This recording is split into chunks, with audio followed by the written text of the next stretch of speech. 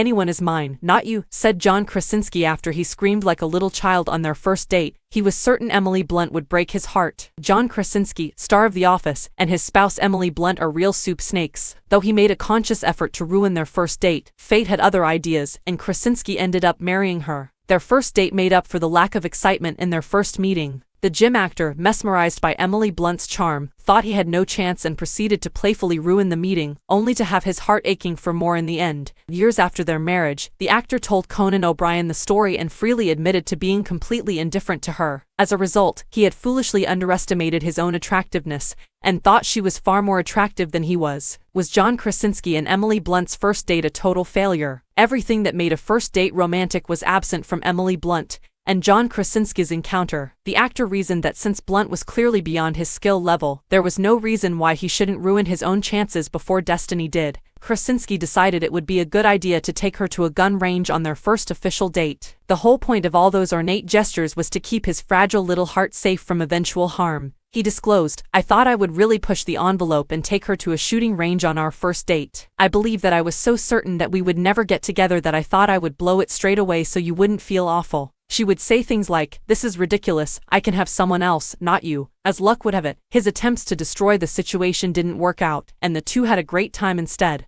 Even though she greatly intimidated him, the actor's inherent charisma came through and turned things around, captivating Emily Blunt, even after the performer pulled a rifle trigger and gave a childlike yelp. And it was the first of many strange dates like that one. How did John Krasinski and Emily Blunt get together? As previously mentioned, the two stars' initial meeting tale isn't as interesting as fans anticipated. Emily Blunt thought it was a little dull on Late Night with Seth Meyers, says she, kind of a depressing, corny tale. He was in the restaurant, and I was there too. I was seated next to a friend we both had. Our romantic comedy is this. That's it, folks. It has to be written by someone. Oh my God, that's my friend John, exclaims my friend Gray. That concluded things. He left our friend Justin Theroux, with whom he was seated, and approached us. All he did was stand there and chuckle. I kind of immediately. The offline, real world after exchanging vows in 2010.